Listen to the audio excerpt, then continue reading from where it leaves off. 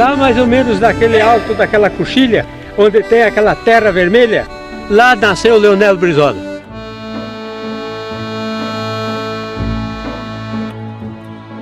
Na manhã de 22 de janeiro de 1922, nasce o filho mais novo dos Moura Brizola. Numa pequena casa de madeira na localidade de Cruzinha, zona rural de Carazinho, no Rio Grande do Sul, o menino vive suas primeiras aventuras. E um dos episódios que aconteceu é que a gente chamava ele o gurizinho, o menininho, porque ele não tinha nome. Acontecia que meu pai e minha mãe discutiam quando era para botar o nome dos filhos. Minha mãe queria botar Itagiba, o nome de indígena, e meu pai queria dos parentes, dos amigos. Então ficou por isso. Depois veio a Revolução de 23, meu pai foi para a Revolução e ele ficou sem nome. A Revolução de 23 separa não apenas o maragato José Oliveira Santos Brizola da sua esposa, a jovem Oniva de Albuquerque Moura, e dos 5 filhos. A guerra cinde a população gaúcha em 2 lados. Chimangos e maragatos deixam um rastro de sangue através do Pampa em 11 meses de conflito armado. Parte desse sangue é derramado por José Brizola. Depois de já assinada a paz, o armistício, o pai sai, e naquelas disputas, nas sequelas das disputas pessoais e políticas, naquela época se entreverava como hoje, os interesses pessoais com os interesses políticos. O pai é assassinado e volta no lombo do cavalo para a casinha deles no meio do campo. E o Brizola, menininho, tinha 2 anos, vê chegar o corpo do pai atravessado no cavalo. E isso também explica a rebelião do Brizola. Depois passou todo esse episódio do assassinato do meu pai. Ele já tinha 4 anos, escutando essa história, da gente contar o que aconteceu. E que a gente falava muito em Leonel Rocha, que foi um dos comandantes da Revolução de 23 lá na Serra. E então ele brincava com umas espadinhas, e fazia umas espadinhas, dava para ele brincar, e ele brincava, rebolava aquela espadinha e dizia que ele era o Leonel Rocha. Olha aí, minha mãe, a senhora queria o nome, tal nome, meu pai não queria, pois agora ele escolheu o nome. Quando eu batizei ele, foi então o nome de Leonel Brizola. Minha mãe muito contribuiu para a educação, porque muita criança minha mãe alfabetizou. Ela era uma camponesa admirável. Ela, a mim, por exemplo, nem curtiu muito a ideia de estudar. Eu gostaria que esse filho estudasse, porque ela também vivia o drama de perder aquela posse, né? E tratava com advogados e queria que eu estudasse, né, para ser advogado, né? Eu era o mais moço, os outros não puderam estudar, atingiram até, né, os primeiros anos do curso primário e depois foram trabalhar.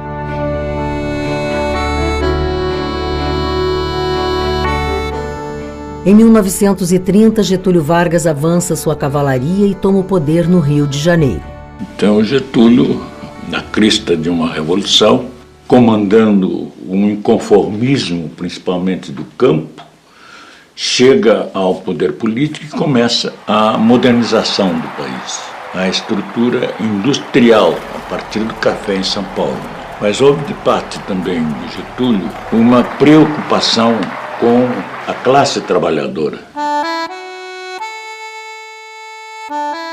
Enquanto isso, no interior do Rio Grande do Sul, o menino Leonel avança nos estudos incentivado pela mãe. Ela foi me empurrando, né, aqui, ali, tentando. Eu fui vivendo as minhas experiências e com aquela ideia de estudar. E fui. Chegamos a um ponto em que eu havia já terminado o primário, né, tinha convivido 1 ano com um casal, né, que ele era pastor metodista, fundaram um colégio ali na nossa cidadezinha, que era Carazinho, que se desenvolvia naquela época. E eu ali fiz tudo naquela casa, mas nunca fui uma pessoa tratado distante, né? Eu lavava prato, ela enxugava. Se ela enxugava, eu lavava. Quando tinha que lavar o chão, ela lavava comigo. É uma mulher também bastante culta, preparada, formada em música, era excelente, Dona Elvira. Foram me dando dignidade, eu aproveitei muito naquele tempo. Por exemplo, eu nunca tinha escovado os dentes. Um dia ele estava fazendo a barba assim e disse: Leonel, você viu essa pasta? Eu vi, lia para nós aí o que diz essa pasta nova. E eu lia, não sei o que tem, pasta não sei o que, dizia ali, ponha 1 centímetro na escova. E diz 1 centímetro, como será 1 centímetro, Leonel? Traz a régua de lá, põe na minha escova 1 centímetro, mede aí. Eu botei ali, e vi como era 1 centímetro, vi a minha que estava assim, né?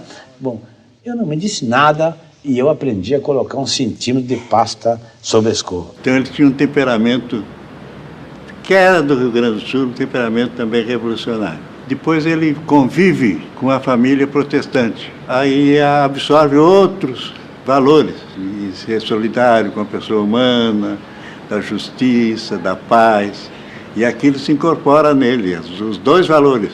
Depois, já estavam desanimados, eles foram embora dali, eu até ia para o seminário. Eles foram embora, foram transferidos, demorou um pouco, e eu já estava lá trabalhando também, já como menor, mas em Madeira. Estávamos ali, e um dia pernoitaram lá 2 mascates, judeus, porque havia uma colonização judaica lá na região. Eles eram amigos da minha mãe, né, o Jaime e o Antônio. Eles contaram de um colégio que havia em Porto Alegre, do governo, que bastava a indicação do prefeito. Deixaram uma história. No outro dia, ela disse, meu filho, vamos fazer uma carta para essa escola, para ver se vem uma resposta. Bom, lá eu fui a cavalo na estação, levei a carta, dali uns meses veio uma resposta, veio um livrinho, ali orientava, tinha que pedir para o prefeito uma carta, uma indicação, era uma espécie de um patronato.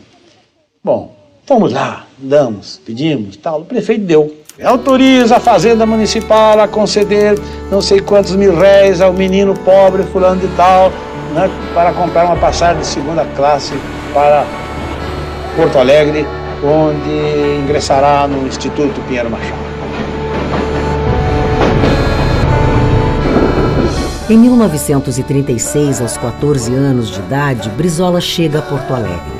Sozinho, encara a capital gaúcha, pequena metrópole ao sul do Brasil, que já alcançava uma população de 300 mil habitantes. Muitos deles na mesma situação, jovens vindos do interior do estado para estudar na cidade grande. Ao passo em que outros eram sustentados pelos pais com os recursos provenientes das estâncias, o jovem Leonel estava entre os que precisavam trabalhar para garantir o seu sustento. Comecei numa engraxateria, sabia engraxar sapato. Fiquei meio dia só. Depois passei para um emprego numa galeria que tem em Porto Alegre, chamada Galeria Chaves. Havia uma balança que tinha que ter um trocador. Entrei ali, fiquei uma semana, depois passei para o elevador.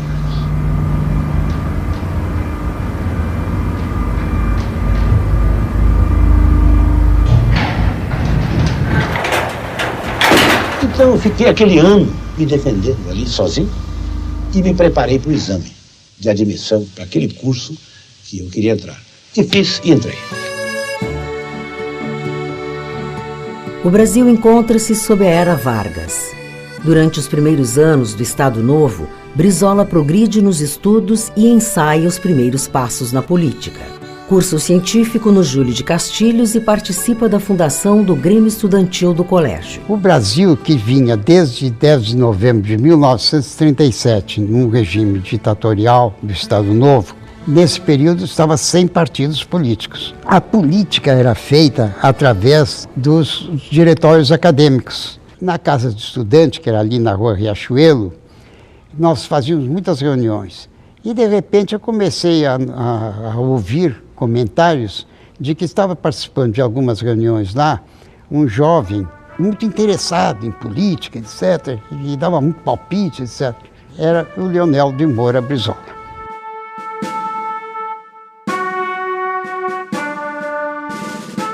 E a cobra fumou. A nação luta na Segunda Guerra Mundial a favor dos aliados. Com os pracinhas na Europa enfrentando os nazistas pela liberação da Itália do fascismo, a pressão pela redemocratização dentro do próprio Brasil é forte, mas com uma característica peculiar. O povo vai às ruas pedir que Vargas permaneça na presidência até promulgar a nova Constituição. É o movimento queremista. Brizola disse que se tornou um petebista quando ele, ainda líder estudantil, presenciou uma manifestação popular do movimento queremista. Queremos Getúlio, ali perto da faculdade de engenharia, viu um grupo de líderes sindicais passando com o VEC, com outros, e ele seguiu. O Partido Trabalhista Brasileiro começou a ser fundado. O Brizola viajava até para o interior com José Vec e outros para fundar o partido. Um sábado, pouco mais de meio-dia, eu estou na Praça da Alfândega e lendo a Folha da Tarde, e tinha ali um convite para estudantes que fossem getulistas para a ala moça do velho PTB. Estava ali o endereço, Praça Senador Florencio, número 47. Eu digo, mas é aqui mesmo, eu estava na praça. Aí cheguei, entrei lá. Estava já começando uma reunião, eram uns 30, 40 jovens. Naquele instante eu conheci o Leonel Brizola. O Brizola morava no Hotel Bragança, na Marechal Floriano, que era, a rigor, era uma pensão da dona Joaninha. Hotel porque tinha um telefone na portaria. Mas os quartos eram só cama, um armáriozinho, o banheiro era lá no fim do corredor de cada andar. Logo ele me convidou, fui morar, moramos juntos ali, ele já na engenharia. O Brizola foi o escolhido para presidente da Ala Moça. E o Brizola ficou na presidência da Ala Moça até ser candidato a deputado estadual. Nós elegemos 23 deputados, ele foi o 11º em votação, com quase 4.000 votos. O Brizola se impostou como deputado. Então resolveu fazer uma eleição na Ala Moça para que fosse eleito um novo presidente. E lá nos fundos, na reunião, havia um grupo de 4 ou 5 moças, muito vistosas, muito bonitas. O Brizola me perguntou, Pádua, quem são aquelas moças, conhece? Olha, eu conheço as moças, mas nunca falei com elas, não sei nem o nome delas. Aí disse assim, quem sabe se nós fazemos um fichário novo aí, trazer aqui, a gente descobre. Então eu promovi que todo mundo assinasse uma ficha e fizesse entrega na mesa dessa ficha, etc. Quando chegou a vez dessas moças, começaram a conversar, aí ele ficou sabendo que essa moça chamava-se Neuza Goulart, e irmã de João Goulart, que era deputado estadual também. O Brizola se dava com o irmão, mas não sabia que a Neuza era aquela moça que estava ali. Na realidade, se conheceram foi nessa reunião, e dali se tornaram namorados e casaram, etc. E ela foi de uma importância fundamental para toda a vida do Brizola. Uma pessoa que realmente eu admiro pela forma como que suportou tantas coisas é a minha mulher. A Neuza realmente, naquela sua aparente fraqueza, sempre foi uma pessoa muito forte. Getúlio Vargas é o padrinho de casamento de Leonel e Neuza. O ano é 1950. Destituído da presidência da República em 45, Getúlio Vargas encontra-se em plena campanha para retornar ao poder pelo voto. Vargas é eleito presidente. Brizola é reeleito deputado estadual pelo PTB. Aí veio a primeira eleição em que ele foi candidato a prefeito, foi em 51. Nós temos 40 mil e poucos votos e o Meneghetti 41 mil, perdemos por 800 votos. Já em 52, o governador Ernesto Dornelles convida o jovem deputado para a Secretaria de Obras. Aí é que apareceu o Brizola administrador. Ele fez um plano de obras, que se tenha conhecimento, foi o primeiro plano de obras organizado no estado do Rio Grande do Sul, onde já se destacava o setor educação. Politicamente, Brizola permanece fiel aos princípios do trabalhismo definido por Vargas. O trabalhismo foi uma doutrina surgida na luta que tiveram os trabalhadores, sempre inspirados pela extraordinária inteligência do Getúlio Vargas. Se ele não tivesse feito esse enorme avanço no campo das suas ideias em proteção dos trabalhadores brasileiros, certamente ele não teria sido levado ao suicídio.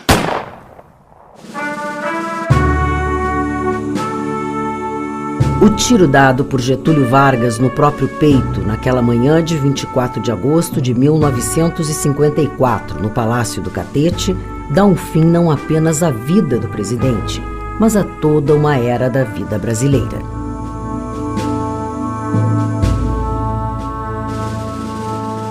Vargas deixava como herdeiros políticos 2 estrelas ascendentes do PTB no cenário nacional, Jango Goulart e Leonel Brizola. Jango é eleito um ano depois como vice do presidente da República, Juscelino Kubitschek. Em 56, Brizola elege-se prefeito de Porto Alegre.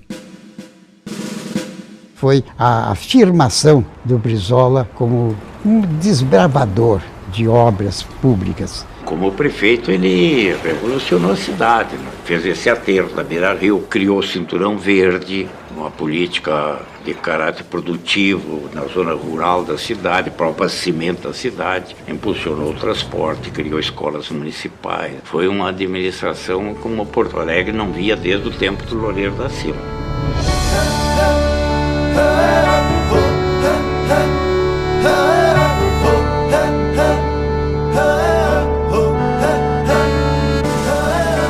Um grupo de jornalistas cercou o Brizola, ele era prefeito de Porto Alegre, questionando se ele disputaria a convenção do PTB para indicar o sucessor do governador Hildo Meneghetti. Brizola alongou um pouco a conversa e disse: olha, meus filhos, quem sou eu para almejar o governo do Estado?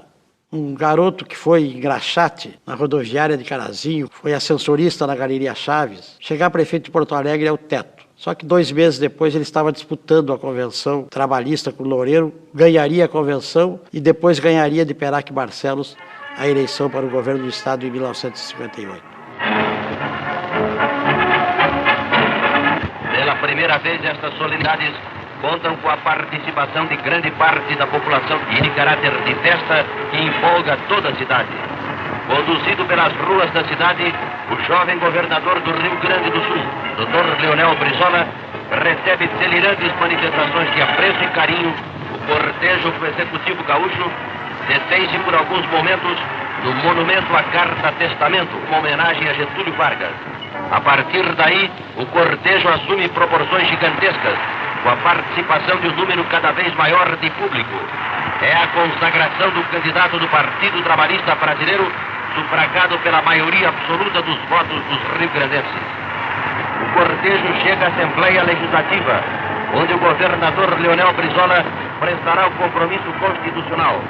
Cenas inéditas estão aí e retratam... A minha fama de radical, de atrabiliário, começou quando eu encampei, quando eu expropriei uma empresa norte-americana. Brizola nationalise la Compagnie nationale du téléphone, filiale de l'International Telephone and Telegraph du Rio Grande do Sul.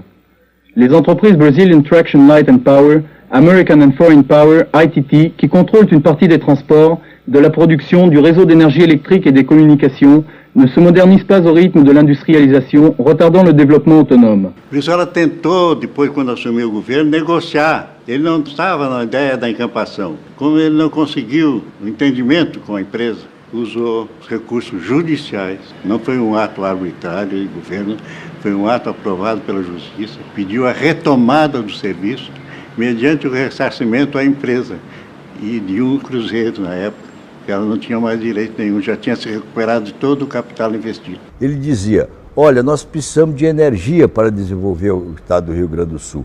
Nós precisamos de comunicação, não é, para desenvolver o estado do Rio Grande do Sul. E tem 2 empresas estrangeiras, uma a ITT da comunicação e outra a Bond & Shale da energia, que não investem, que só querem ganhar seu dinheiro, seu lucro e não investem para o desenvolvimento do Rio Grande do Sul. Procurei todas as formas de entendimento, então apliquei a lei e consegui, né, aquele ato. O judiciário nos emitiu na posse da empresa. Isso foi antes do Fidel Castro, entendeu, praticar qualquer ato contra o capital estrangeiro. Ele, nesse sentido, ele foi um protagonista e foi uma vanguarda no que se refere à transformação dos serviços públicos do país para o bem da sua população e, sobretudo, da perspectiva da soberania do país. Ele mostrou um caminho. Foi o primeiro grande governo popular de um estado no Brasil. Nacionalizou a telefônica, nacionalizou a energia elétrica, criou a siderúrgica rio-grandense e fez um enorme programa de universalização das escolas no meio rural. Um plano educacional está fazendo o Brasil voltar-se para o Rio Grande do Sul. Ponto importante desse plano foi a mobilização de 153 prefeitos gaúchos. A tarefa era imensa e a todos coube uma parcela de responsabilidade. Foi planejado, nós fizemos um ano estudando, verificando as necessidades de todo o interior do estado. Precisava 6.000 escolas e 10.000 salas de aula.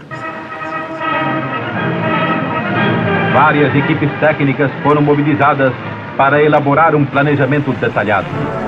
Todas as crianças em idade escolar que estejam na zona urbana ou rural são recenseadas a fim de que o Estado e o município, em ação conjunta, possam assegurar o direito do ensino primário a toda a juventude gaúcha. A escola pública brasileira nunca se adaptou ao menino que vem da pobreza, o menino que vem de famílias surgidas do campo.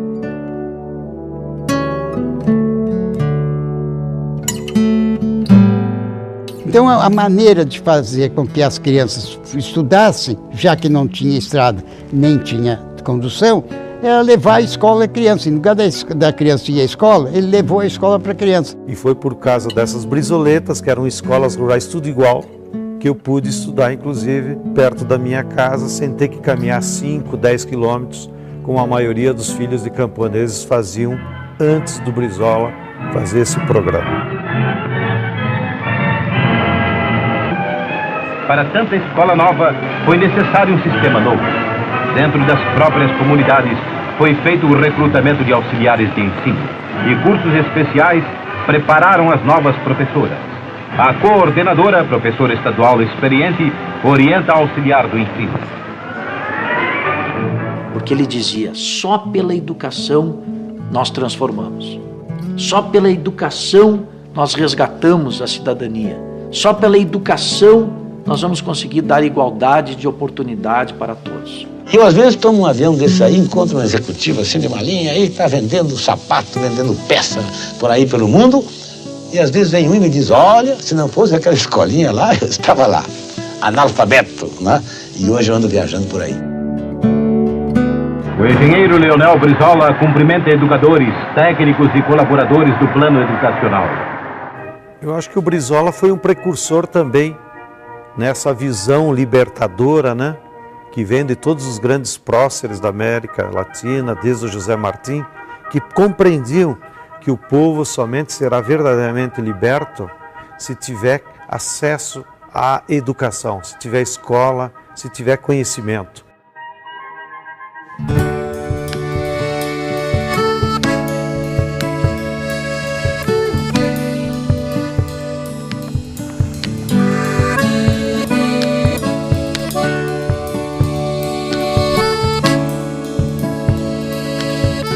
Nós organizamos o Movimento Sem Terra, ele não surgiu espontaneamente, não.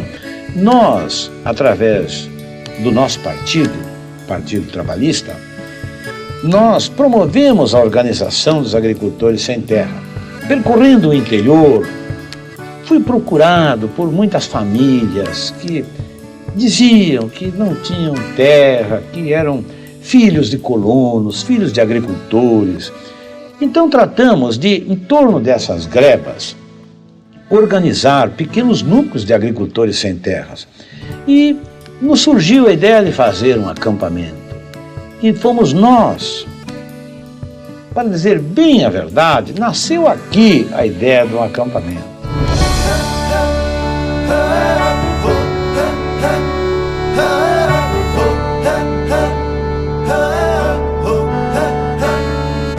Então, através do PTB, eles organizaram o primeiro movimento de luta pela reforma agrária, que foi o MASTER, Movimento dos Agricultores Sem Terra, e que começaram, então, a organizar os agricultores e ocupar terras. Vocês acampam, levem para lá quantas famílias de sem terra puderem, levem algumas coisas para comer, organizem uma cozinha, um fogão, né, um bom chimarrão, vocês gostam de tomar mate, e aí comuniquem ao governo.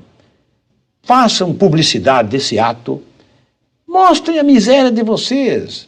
Eu vou levar os jornalistas lá, depois, para ver a situação, para que divulguem, para que mostrem isto que ninguém vê, que é a população sobrante do campo, que está se aglomerando nas cidades, formando favelas, construindo barracos porque não tem para onde ir. E nesse primeiro acampamento acabaram juntando-se quase 7.000 pessoas. E eu fui lá, levei comigo, com meu convidado, até o comandante do Terceiro Exército.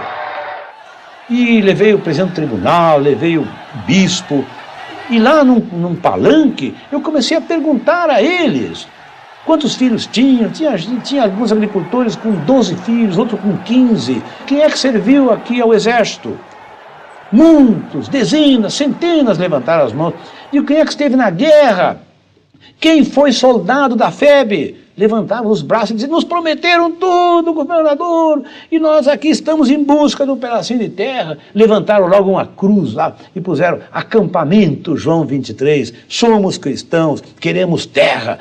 E nós acabamos desapropriando aquela área, naturalmente tratamos de indenizar.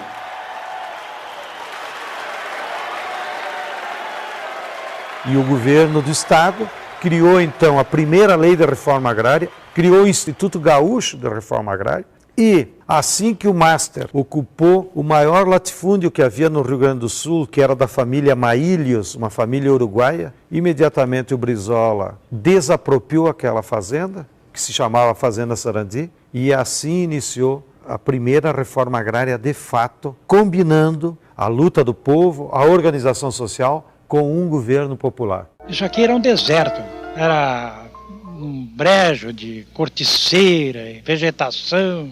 O governador do estado construiu a cooperativa e também construiu o grupo escolar. Foi um início de reforma agrária aqui no Banhado Colégio que deu certo. Bom, uma reação enorme se estabeleceu dizendo que se tratava de agitação, logo um movimento de incompreensão. A questão de transformações no campo, tanto no sentido de desenvolver a produção, quanto no sentido de democracia, são questões do desenvolvimento.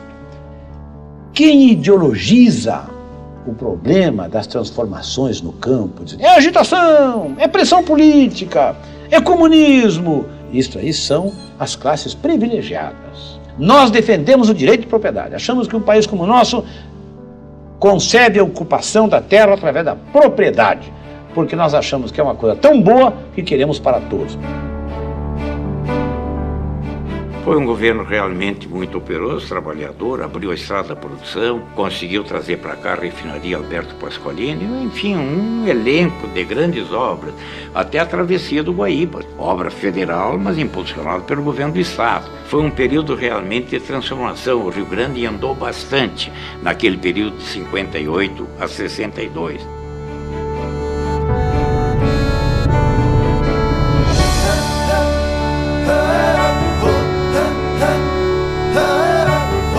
Os anos 60 começam, uma década para mudar o mundo.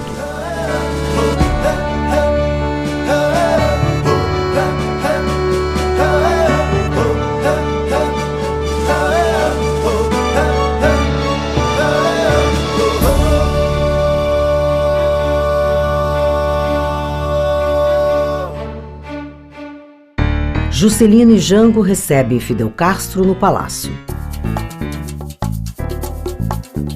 A Revolução Cubana, a corrida espacial e a Guerra Fria ocupam os espaços na mídia e esquentam o debate político ao redor do planeta. No Brasil, Jânio Quadros é eleito presidente e assume em janeiro de 61. Jango Goulart é reeleito como vice.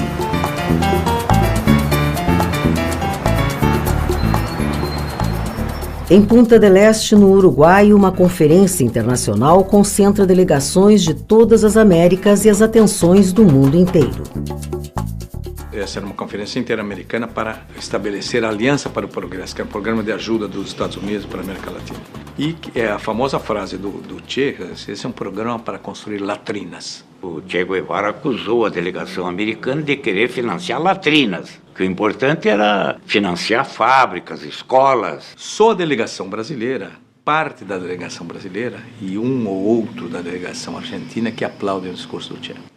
Entre eles, o Brizola, que era o conselheiro especial da delegação. A delegação brasileira foi chefiada pelo ministro Clemente Mariani. Era um udenista, era um homem de direita, reacionário. E talvez por isso mesmo o presidente Jânio Quadros, que ele gostava assim do contraditório, do contrapeso, tenha feito questão de fazer com que o governador gaúcho participasse por ser um homem de esquerda. Tanto é que o Brizola acabou se retirando da conferência. Chegou na conferência, o Brizola não estava o Che Guevara. E aí o Brizola me chama e me diz, onde é que está o comandante? Eu disse, não sei, mas então assim, tu tens que me consegue o comandante que eu quero falar com o comandante. Eu disse, pô, mas não é assim. Eu disse, não. Eu fiz uma carta renunciando a ser membro da delegação e eu vou deixar essa carta no hotel da delegação brasileira e só quero me despedir de uma pessoa, o comandante Ernesto Che Guevara. Eu vou para Porto Alegre, estou perdendo tempo nisso aqui. Eu fui encontrar o Che Guevara no hotel dos cubanos com uma crise de asma. Aí disse para ele, olha, o governador do Rio Grande do Sul, sim, eu sei quem é. E vamos à conferência. E entram numa sala com o Che Guevara, uma sala toda de vidro. E ficaram lá conversando. Eu só vi aquilo. O Brizola gesticulava muito. Primeiro o Brizola gesticula, falando. O Che Guevara não dá uma palavra, e depois, em determinado momento, o Che Guevara faz assim com a cabeça, meneia a cabeça e começa a falar. Aí começa o diálogo, começa a falar, os dois é bom. Deve ter demorado uns 20, 30 minutos o encontro. Aí o Che Guevara sai e já vai para a conferência.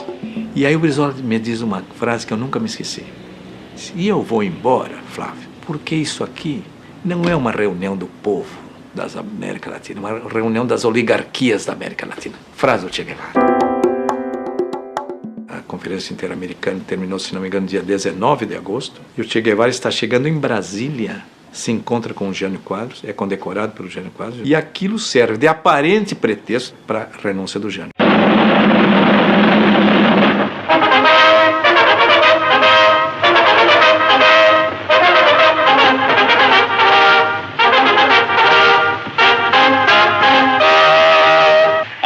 Atenção!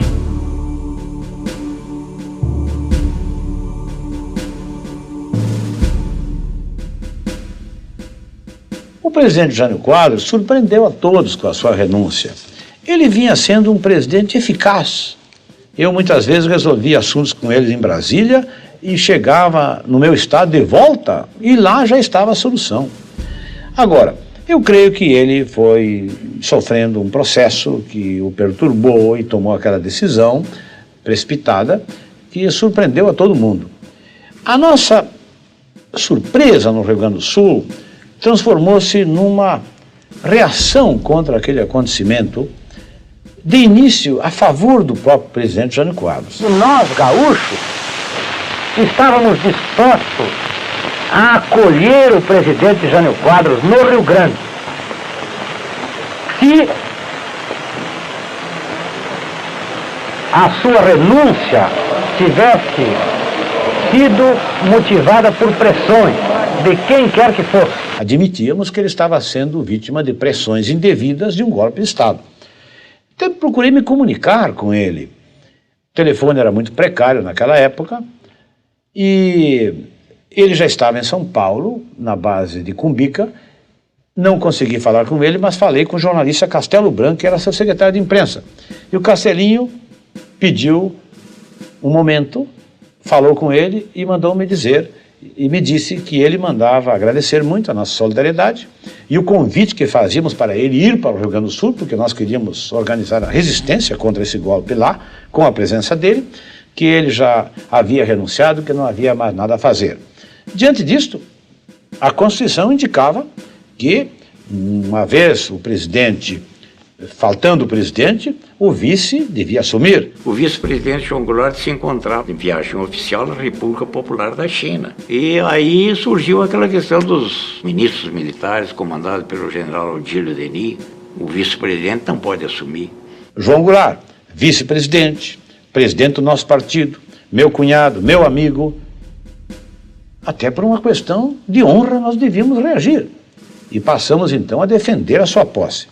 Claro que foi uma verdadeira caça à raposa, de início. Nós procurando tomar medidas, muita desconfiança com o comando do Terceiro Exército, mas eu fui, como governador, tomando todas as medidas para salvaguardar a ordem pública e, ao mesmo tempo, criar um clima de defesa da legalidade constitucional e, por conseguinte, a posse do vice-presidente eleito. Tratamos de colocar no ar alguns manifestos e fomos verificar que o governo central, o governo federal, mandava tirar os cristais daquelas emissoras, até que resolvemos requisitar a última, que havia se recusado até para uma questão de defesa própria a transmitir aqueles comunicados, requisitamos para o palácio e mandamos guardar as torres, e dispostos a resistir.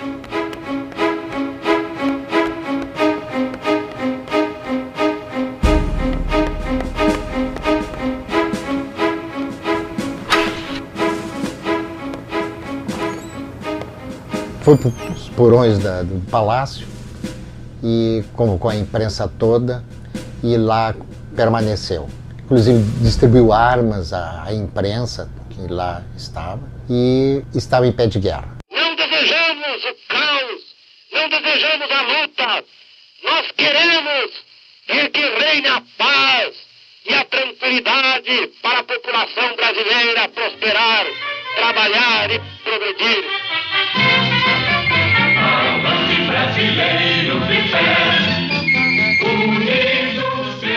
E passamos a atingir o país inteiro, que começou todo mundo, né, ao ponto que todo mundo andava de rádiozinho de pilha no ouvido. A partir daí, foi a ordem do governo central para destituir o governo do Rio Grande do Sul, para bombardear o palácio, para, enfim, ocupar tudo lá, bombardear, inclusive com ordem dada à base aérea local. O Brizola resolveu manter a família, ficar ali. A brigada se armou, o exército ficou sabendo, e colocamos metralhadoras Madsen lá no topo da catedral e no palácio, lá em cima, preparadas para bater aviões. Era praticamente um plantão, esperando o que acontecia. O Brizola, nos seus pronunciamentos diários, seus movimentos diários, a base aérea que iria atacar, quer dizer, então, nós estávamos no porão aguardando dar um estouro, aguardando a revolução real.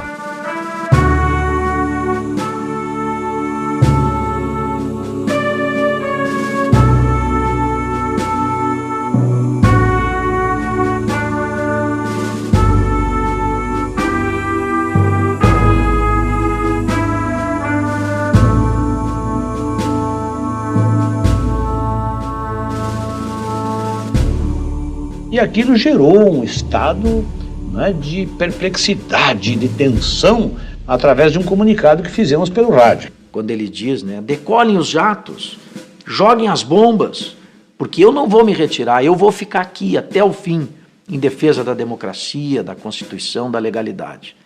Nós levantamos barricadas pelos portões, pelas portas e pelas janelas. O povo se aglomera numa multidão em frente ao palácio, trazendo uma comovente solidariedade ao governo do Estado. Nós pedimos a todos muita calma. Nós desejamos ficar aqui em vigia, cuidando dos destinos da pátria. Pode ser que não tenhamos força, meus conterrâneos, para resistir e vencer. Mas, mesmo sem vencer, eu quero vos dizer que nós resistiremos até a última gota das nossas energias. E se tivermos que ser esmagados, o seremos com a nossa honra e a nossa dignidade. Deu esse discurso quando o Palácio Piratini estava ameaçado de bombardeio. Que só não foi bombardeado porque os sargentos da base aérea de Canoas furaram os pneus dos aviões e impediram que os oficiais saíssem dos aviões. Carros, tanques, tinham saído da serraria e tinham se tocado para o centro de Porto Alegre e não sabia o que ia acontecer. Os tanques iam atacar o palácio ou não.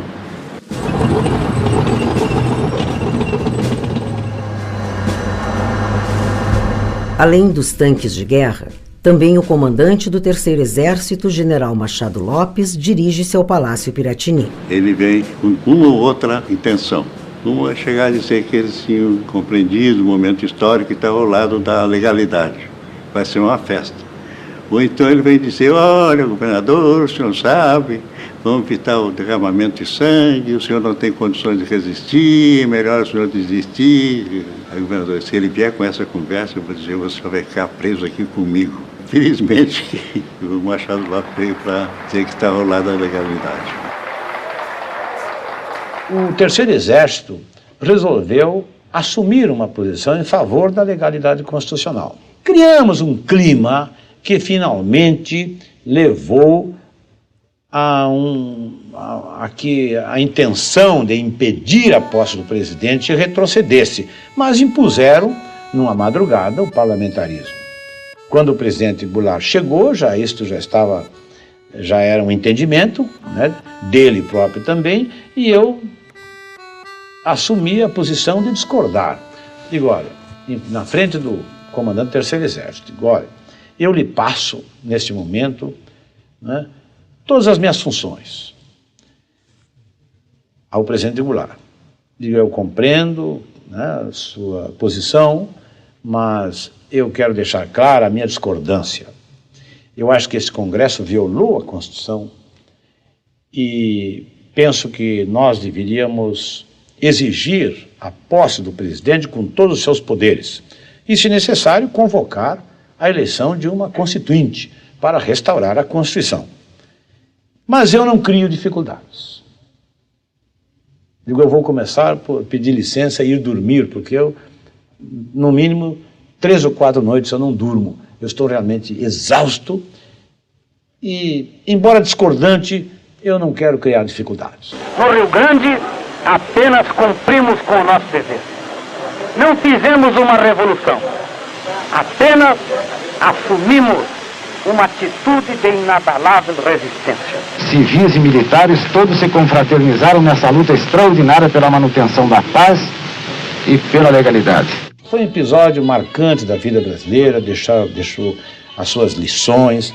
Eu acho que em toda a história latino-americana, aí ficaram, né, fecundos ensinamentos, né, daqueles momentos. Nós vivemos instantes, né, que até hoje recordamos com emoção.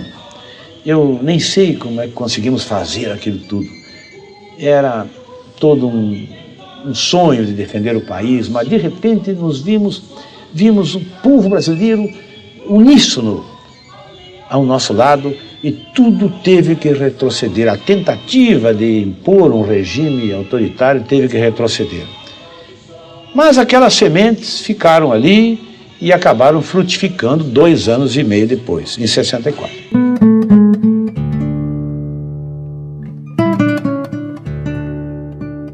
Em 61, com a legalidade, o presidente João Goulart aceitou aquela forma de assumir com o parlamentarismo. Em poucas horas, o Congresso mudou o regime político do país. O presidente João Goulart toma posse no dia 7 de setembro de 1961.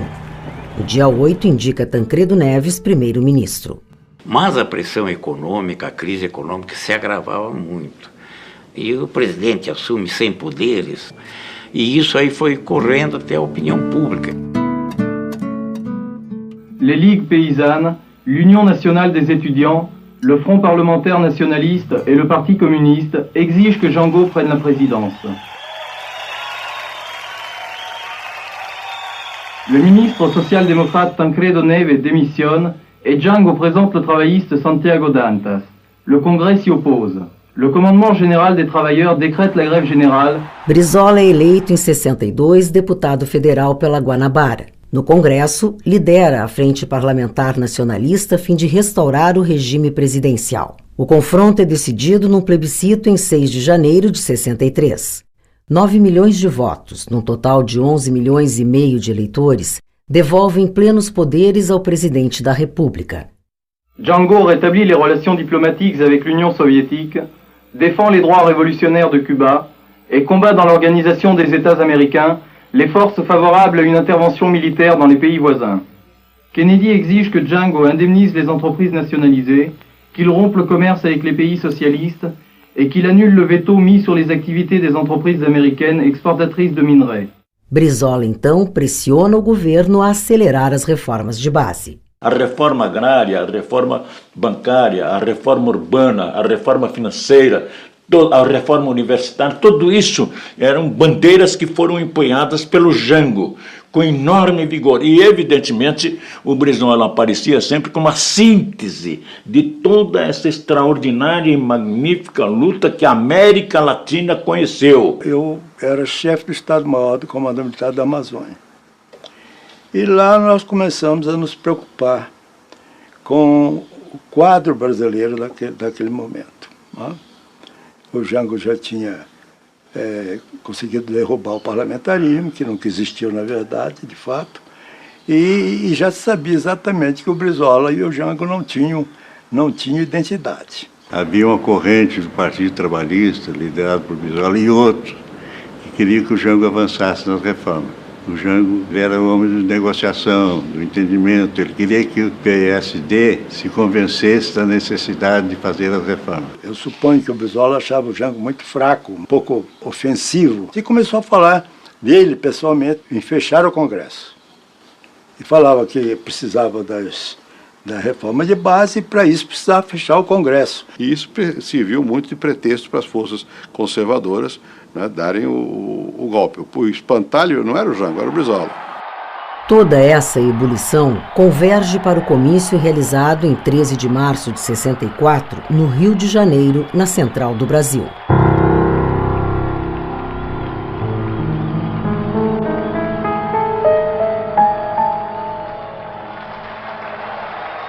Eu espero que dentro de menos de 60 dias já comecem a ser divididos latifúndios às beiras das estradas.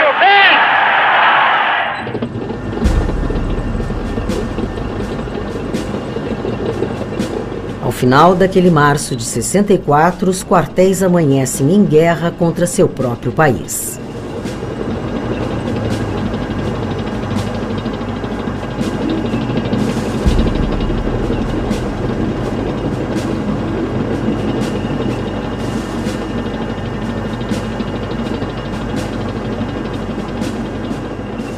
Do ponto de vista constitucional, é um golpe de Estado. Você está derrubando um presidente que foi eleito. O Brizola estava apaixonado para começar a rebelião.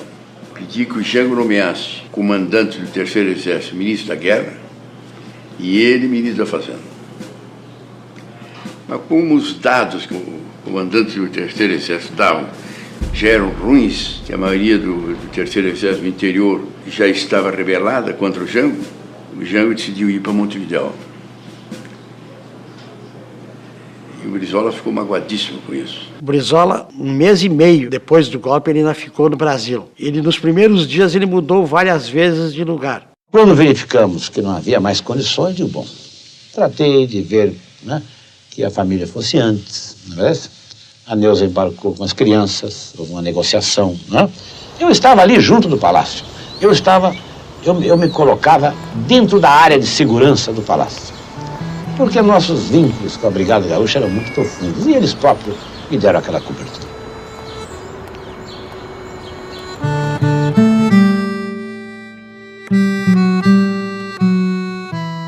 Aí ele aceitou ir para o Uruguai. Conseguimos um uniforme de soldado para ele. Guardamos o Brizola de soldado.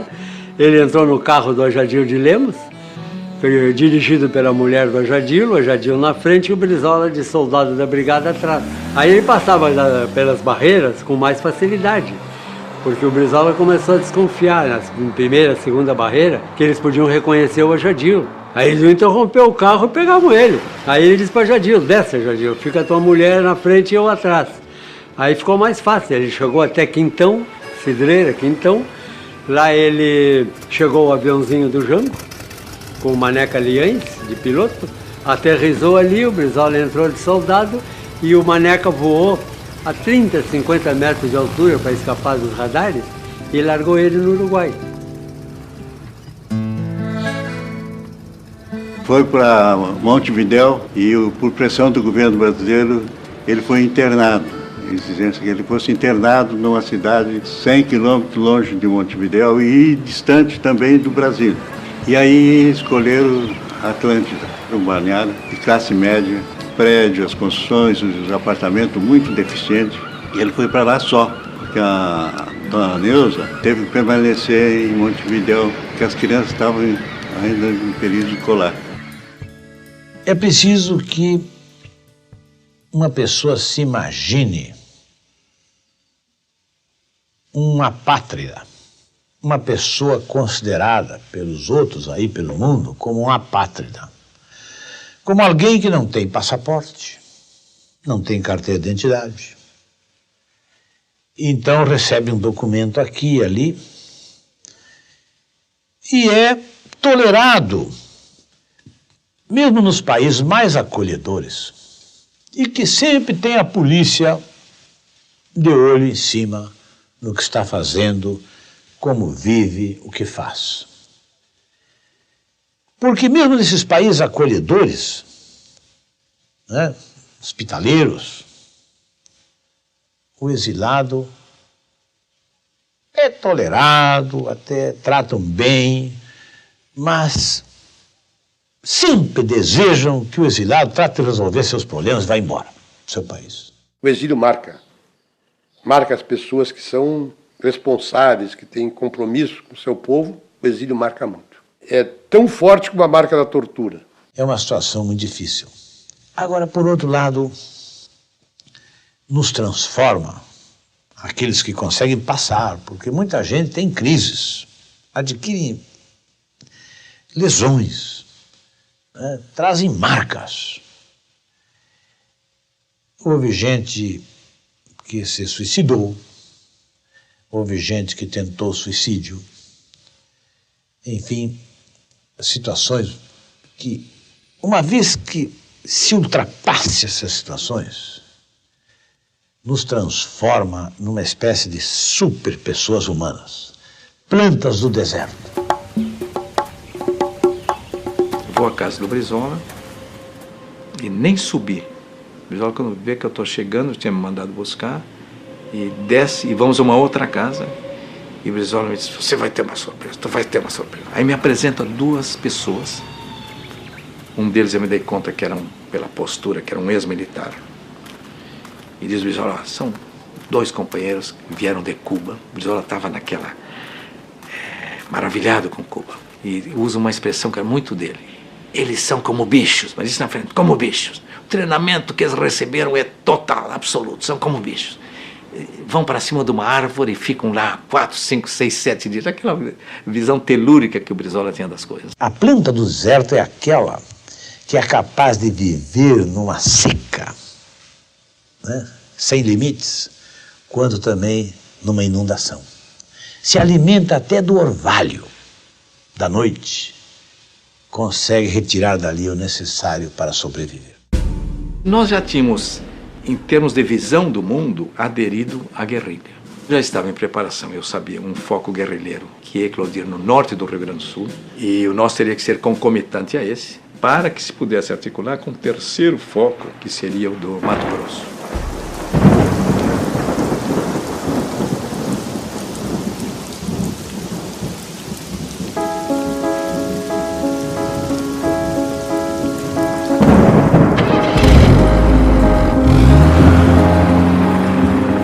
Mas aí ocorre um problema no Rio Grande do Sul. Cai preso o sargento Manuel Raimundo Soares, que era o articulador do foco guerrilheiro.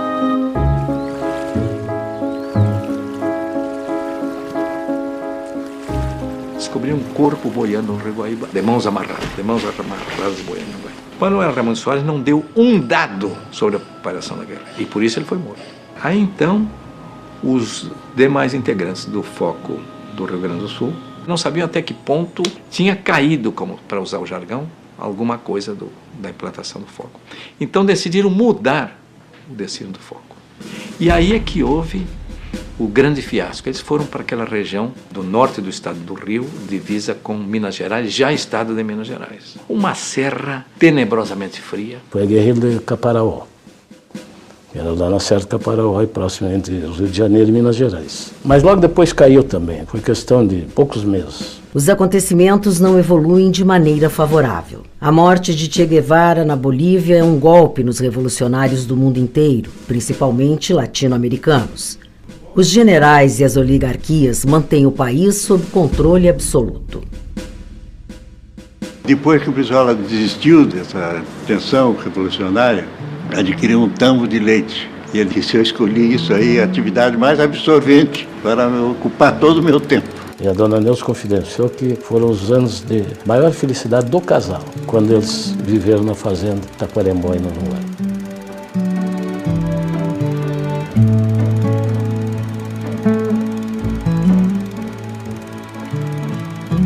Mas mesmo mantido à força, afastado do Brasil e da política, as forças reacionárias não lhe dão sossego. Por influência da ditadura militar brasileira, em setembro de 77, recebe um comunicado do governo uruguaio em que é oficialmente expulso do Uruguai. Nós fomos chamados lá pelo Ministério do Interior e disse, o governo brasileiro está nos informando, se nós não expulsarmos vocês em 48 horas aqui do Uruguai, tropas estão preparadas na fronteira do Brasil, vão invadir o país. Aquilo era uma tentativa para cercá-lo, para prendê-lo, para matá-lo, porque ele tinha que sair pela Argentina, pelo Chile, país que estava entregue à ditadura. E aí um dia ele passou pela embaixada americana. E disse, esse agente dos Estados Unidos está todo dia dizendo que são os campeões da democracia. E entrou na embaixada norte-americana e com um estouro terrível lá dentro, uma preocupação. Que seria isso? Não seria a vanguarda de um grupo que vier aqui atacar a embaixada? O Brizola chegou lá, não falando assim, não é nada disso. Ele mesmo contava assim, estava lá o presidente dos Estados Unidos com aquela história de direitos humanos, não? E eu resolvi, então vou lá. Eu estou ouvindo o presidente Carter todo dia dizer que o país da democracia, da abertura, tudo isso. Eu vim pedir a ele que me conceda um asilo para poder ir para os Estados Unidos e de lá para outro país. Isso foi pela manhã. Eles ficaram o dia todo, mais ou menos às 7 horas da noite, veio uma comunicação do lado dos Estados Unidos de que o Brizola tinha recebido asilo.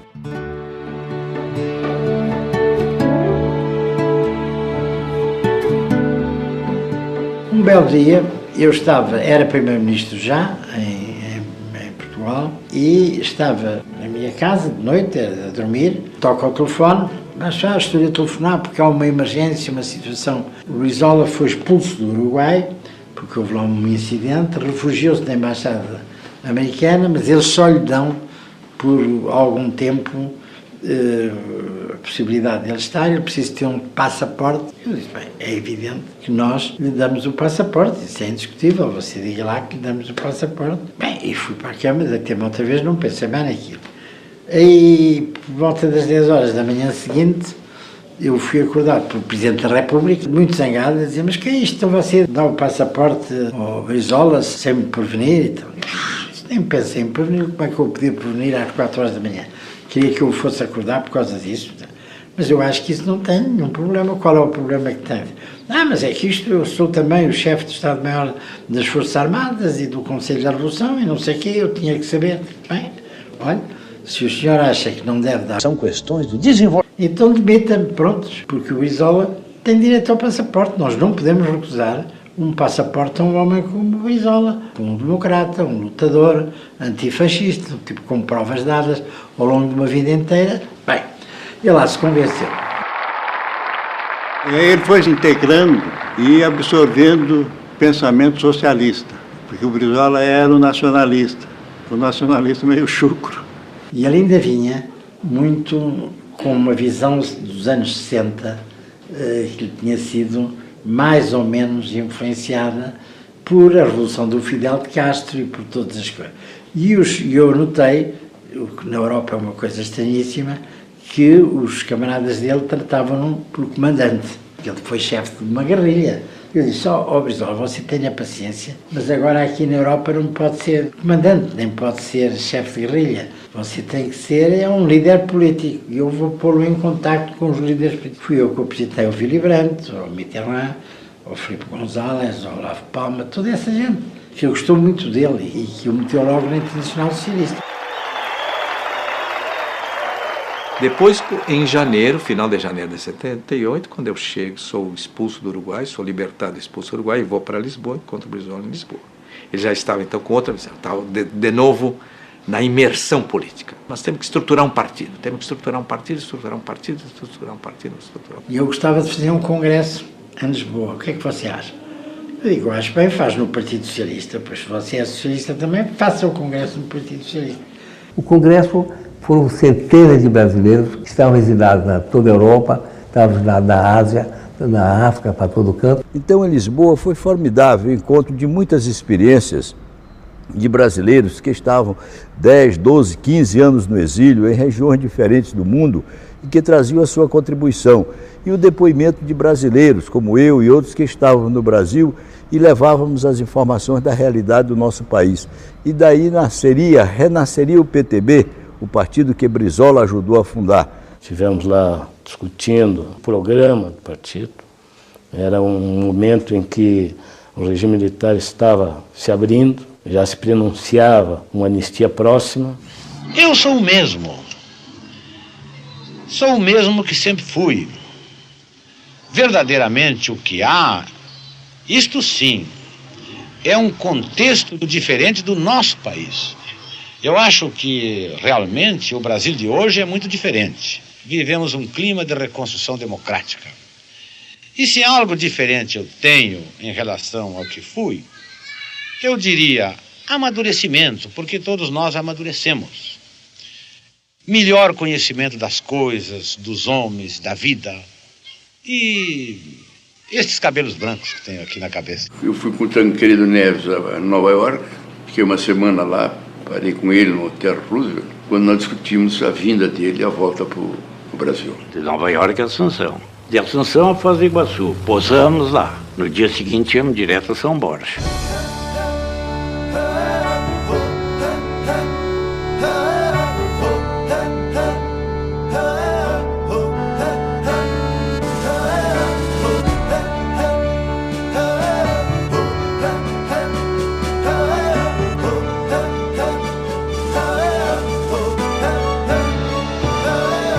O que me cumpre tão rapidamente possível é assimilar as novas realidades para ser útil à nossa causa e ao nosso povo.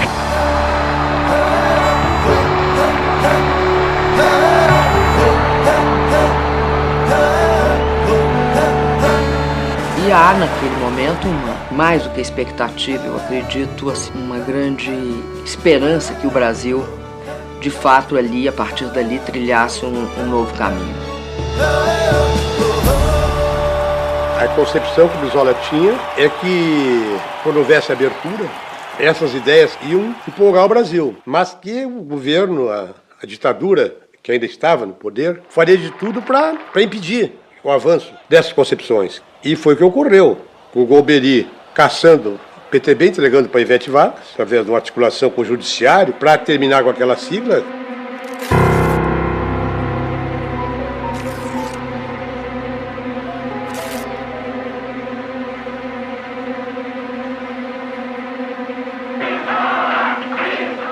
Como nós estamos reunidos aqui, eu tenho a certeza que nós vamos ressurgir mais fortes ainda.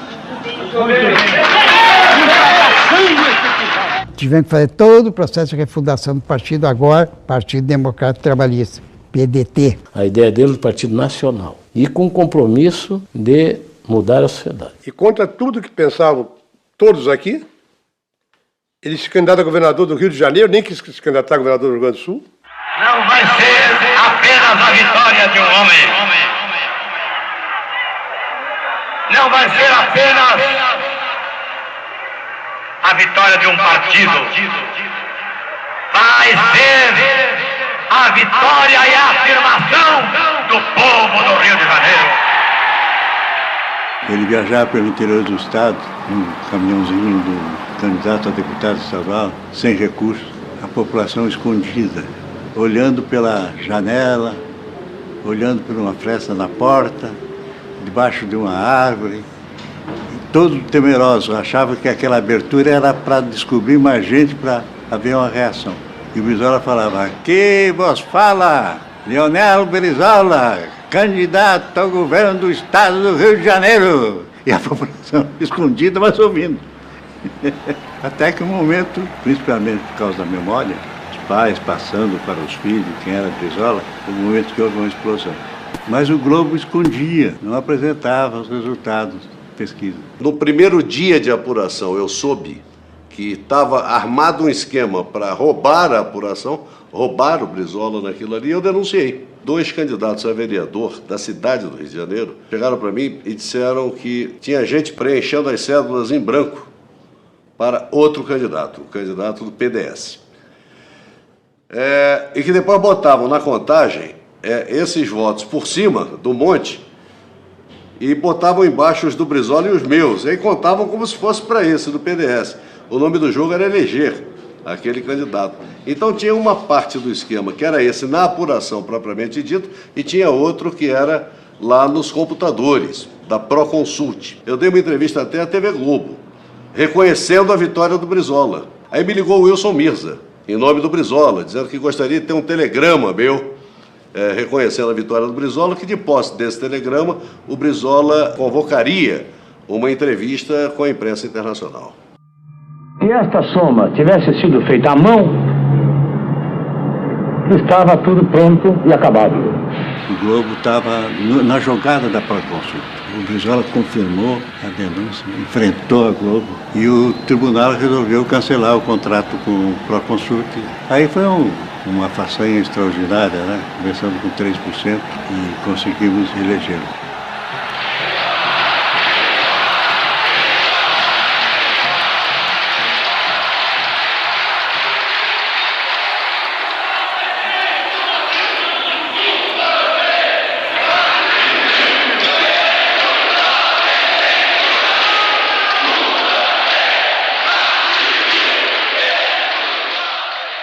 Eu acompanhei o trabalho do Darcy com o Brizola, cada um mais entusiasmado que o outro, de mãos dadas, tocando para frente o projeto, com muita reação, muita gente contra. O CIEPS foi um sucesso, né?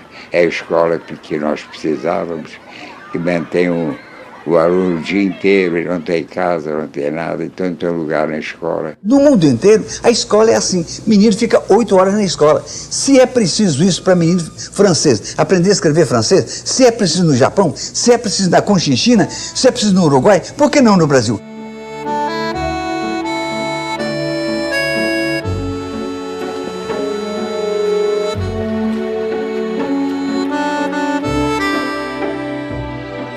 Terá que ser uma escola assim, integrada, onde as crianças venham e aqui permaneçam todo dia, mas também aqui tenham as refeições necessárias, a alimentação que necessitam, assistência médica, dentária, enfim, todo um ambiente de lazer. Precisamos de escola de tempo integral como no mundo inteiro. CIEP não é invenção minha nem do Brizola.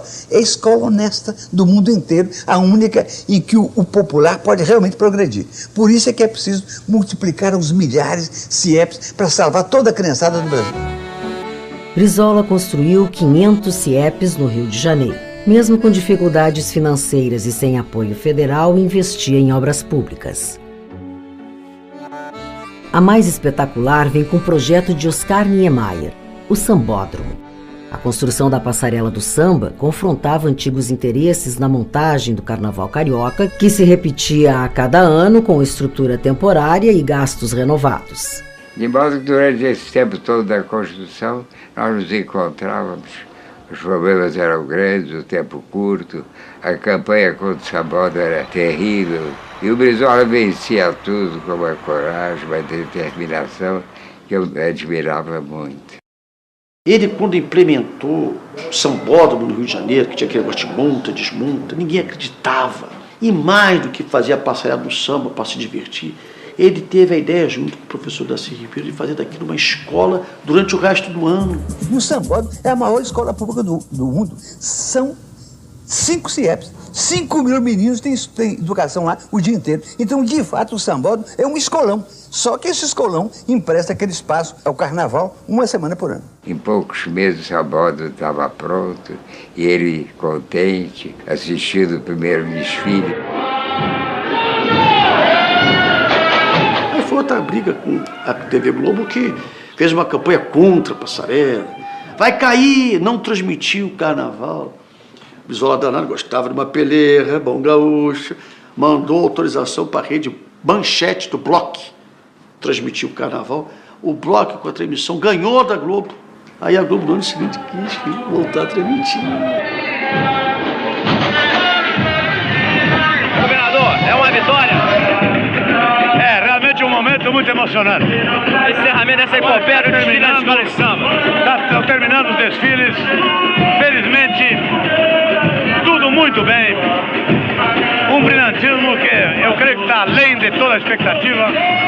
E vamos nos guardar agora para o sábado, que vai ser o melhor... Em 1984, a luta por eleições diretas para a presidência da República toma conta do Brasil. Onde não haja privilégios para uma minoria! A campanha direta, eu acho que teve 2 momentos, antes e depois do comício da Candelária, de 1 milhão de pessoas.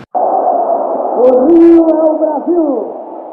Nós queremos democracia através das eleições diretas para dizer basta à exploração do capitalismo internacional sobre esse país. Mas no seu canto de cisne, a ditadura impede a festa popular naquele momento. No colégio eleitoral, Tancredo Neves é eleito presidente, mas não chega a assumir. Às vésperas da posse, é vitimado por um caso agudo de diverticulite e morre antes da posse. O vice José Sarney assume como primeiro presidente civil após 2 décadas de ditadura militar. Finalmente, em 1989, chega o momento tão esperado. Eleições presidenciais livres depois de quase 30 anos.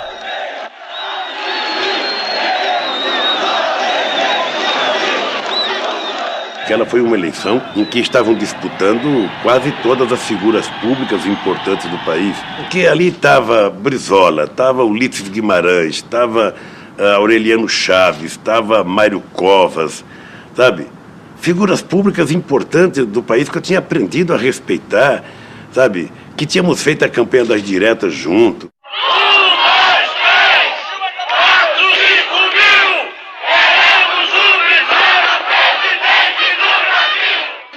Pessoas que não me conhecem têm tantas coisas na cabeça em relação a mim que realmente o preconceito se levanta como um muro em muitas circunstâncias. E o meu desafio é derrubar esse muro.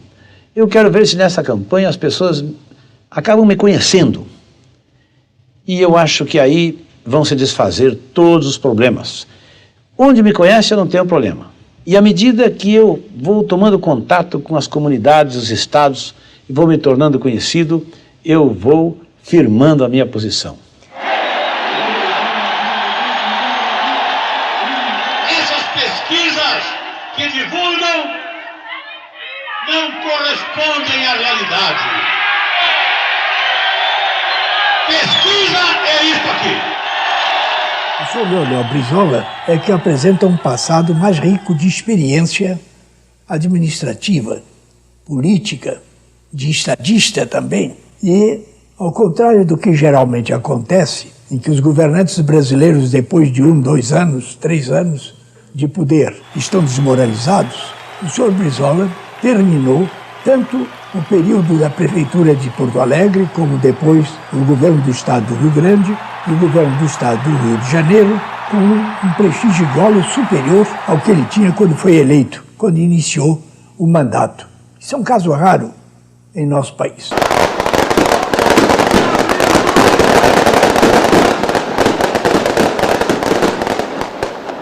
Na linha de frente, Brizola polemiza com os novos nomes da direita e encerra sua participação nos debates com grande emoção.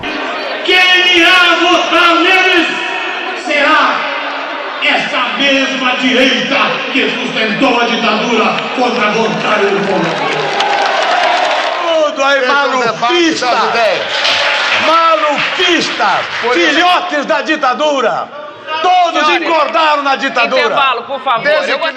Vamos juntos dar uma resposta a tudo isso. Olha, se você quiser, se essa for a tua consciência, não vota no Leonel Brizola.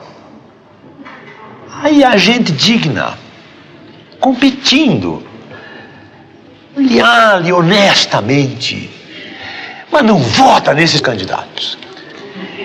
Eles estão aí para te enganar, é para tudo continuar como vai. Este país está sendo colonizado, o nosso país está em perigo, a pátria brasileira está em perigo. Estão entregando o nosso país. Você não vê que estão entregando o nosso país? É para continuar na mão de gente irresponsável. Esses dois, Collor e Silvio Santos, são dois instrumentos da liquidação dos sonhos deste país. Um povo que pode ter um destino próprio. Vamos juntos dizer um não. Escolhe entre nós aqui aquele que você considera capaz de pronunciar esse não que tu tens abafado no teu peito. Um não rotundo contra tudo que fizeram neste país nestes 25 anos.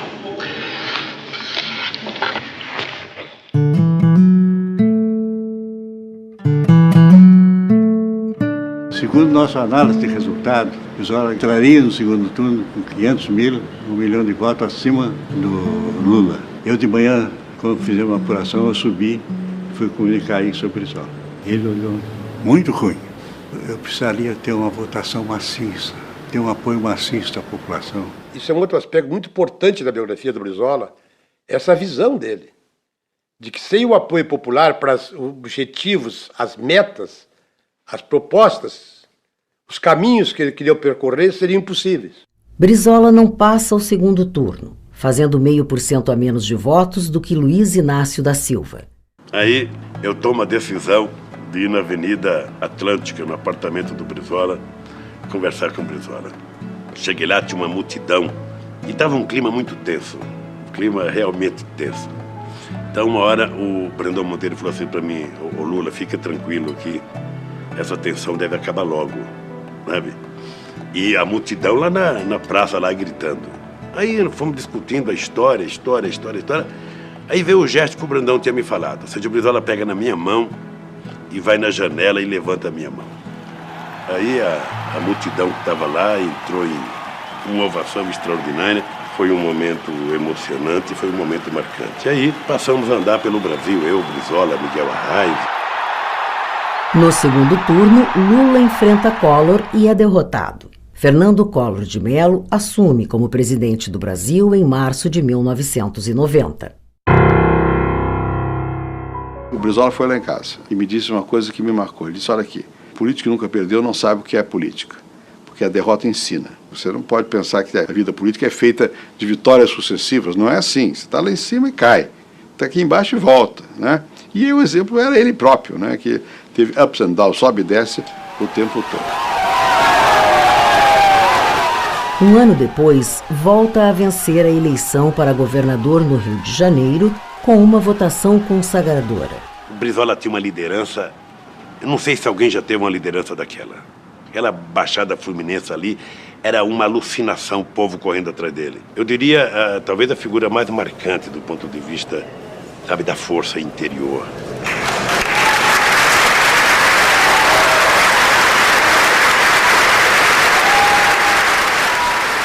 Na conferência ECO 92, recebe as principais lideranças internacionais e reencontra um antigo companheiro. Me gostou aquela questão de ideologia e ecologia. Estoy de acuerdo, porque para la ecología será mucha ideología.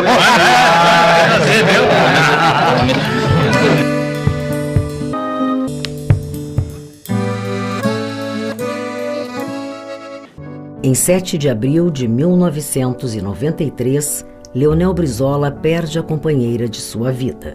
O Brizola, depois da morte da Neuza, ele até mudou um pouco, porque a gente sentia que já não era mais aquela pessoa que tinha aquela segurança no que fazia. A Neuza imprimia uma boa segurança nele. A dona Neuza, ela cumpria um papel muito importante. Ela recebia as pessoas. O Brizola conversava com as pessoas. A dona Neuza recebia num sentido muito pessoal da palavra. E tinha posições muito firmes a respeito do que ela pensava, independentemente das posições do Brizola, o que era também muito interessante. Mas ela tinha uma grande força pessoal. Uma força que eu acho que derivava do fato de que um pedaço da vida dela tinha sido interrompido num determinado momento, né?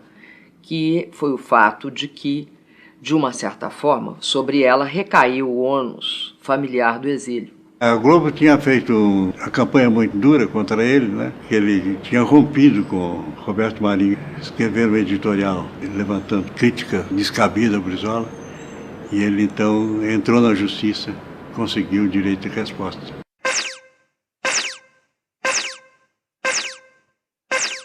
Em cumprimento à sentença do juiz de direito da 18ª Vara Criminal da cidade do Rio de Janeiro, em ação de direito de resposta movida contra a TV Globo, passamos a transmitir a nota de resposta do senhor Leonel de Moura Brizola. Todos sabem que eu, Leonel Brizola, só posso ocupar espaço na Globo quando amparado pela justiça. Aqui cita o meu nome para ser intrigado, desmerecido e achincalhado perante o povo brasileiro. Quinta-feira, nesse mesmo Jornal Nacional, a pretexto de citar a editorial de O Globo, fui acusado na minha honra, e pior, apontado como alguém de mente senil. Ora, tenho 70 anos, 16 a menos que meu difamador Roberto Marinho, que tem 86 anos. Se é esse o conceito que tem sobre os homens de cabelos brancos, que os use para si. Não reconheço a Globo autoridade em matéria de liberdade de imprensa, e basta para isso olhar a sua longa e cordial convivência com os regimes autoritários e com a ditadura de 20 anos que dominou o nosso país. Todos sabem que critico há muito tempo a TV Globo, seu poder imperial e suas manipulações.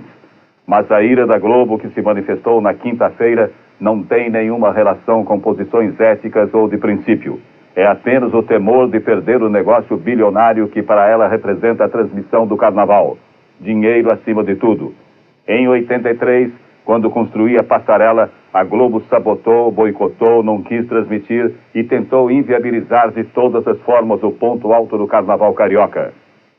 Também aí não tem autoridade moral para questionar-me. E mais, reagi contra a Globo em defesa do Estado do Rio de Janeiro, que por 2 vezes, contra a vontade da Globo, elegeu-me como seu representante maior. E isto é que não perdoarão nunca.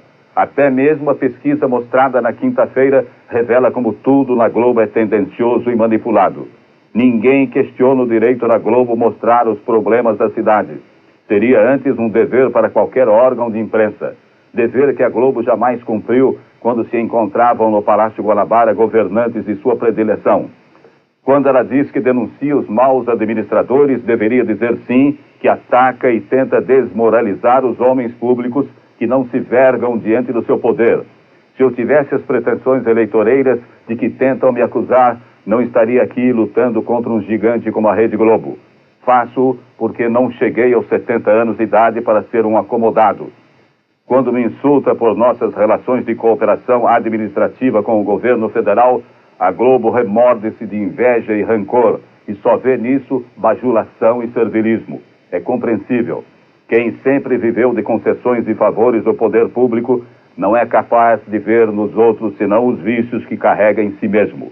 Que o povo brasileiro faça seu julgamento e, na sua consciência lúcida e honrada, separe os que são dignos e coerentes daqueles que sempre foram servis, gananciosos e interesseiros.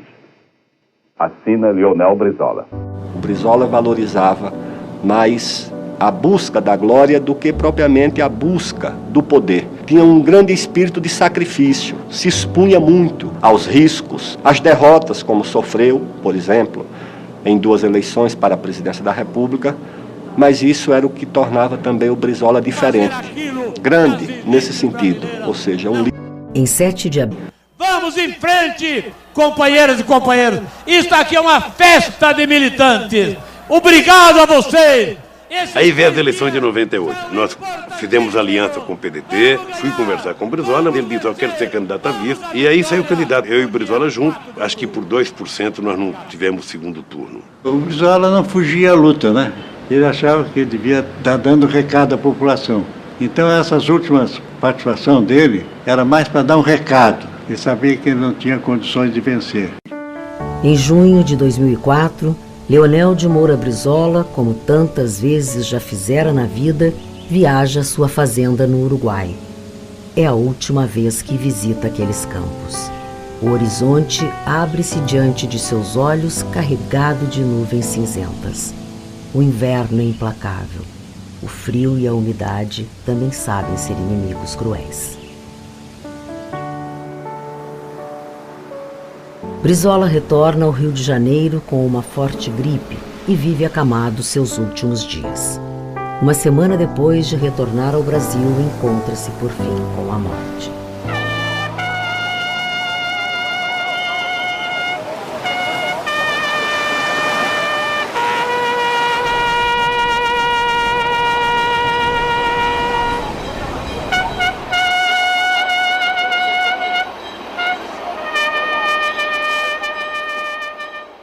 O funeral faz o trajeto inverso ao que ele utilizara para retornar ao país do exílio. Parte do Rio a Porto Alegre e de lá a São Borja.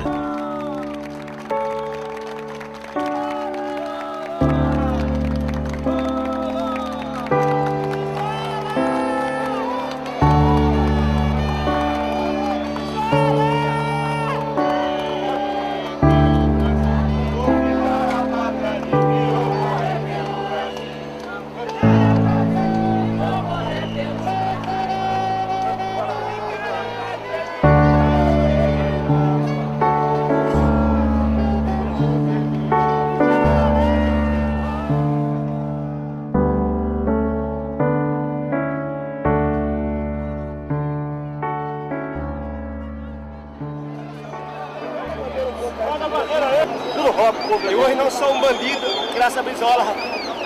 Eu cheguei no Rio Grande do Norte aqui, fui morar no Zacalapa, fui um moleque de rua. E ele me tirou das ruas do Rio de Janeiro. Brizola me tirou das ruas.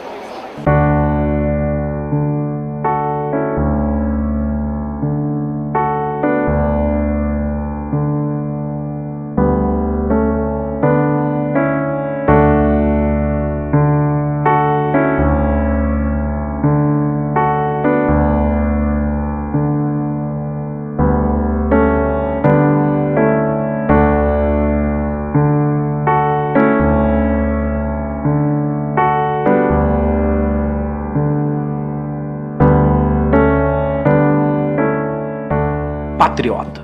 Ele era um patriota. Ele era um homem que amava profundamente o nosso Brasil. É homem de valentia, de coragem e homem de ideias. Era a soberania da nação e o bem-estar do povo brasileiro. Toda ação, toda ação do Brizola e durante toda a vida, duas coisas o Brizola sempre fez. Foi política e legalidade. E era um pregador monumental. Morre como grande pregador. O Brasil daquela natureza, daqueles mares, daqueles campos, daquelas florestas, esse Brasil está morrendo. Aquele Brasil do orgulho da sua gente está sendo entregue, está sendo pisoteado, está sendo engolido pelas potências estrangeiras que controlam os grandes grupos econômicos internacionais. Isto e as nossas elites estão aí bobalhonas, espertalhonas, desumanas, comprometidas. Estão aí entregando todos os dias em nome de um modernismo que é a própria vergonha nacional. Pois vamos cantar este hino que expressa tudo isto. É aquele que eu até no exílio eu cantava naqueles 15 anos de desterro. É uma letra assim, vejam que maravilha.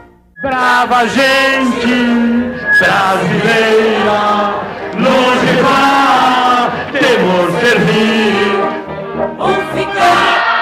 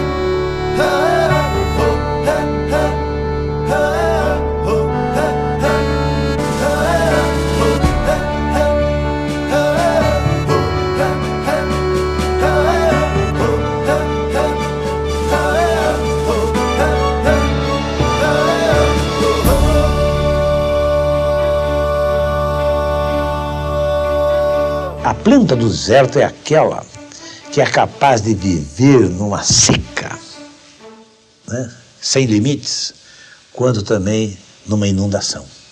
Se alimenta até do orvalho da noite, consegue retirar dali o necessário para sobreviver.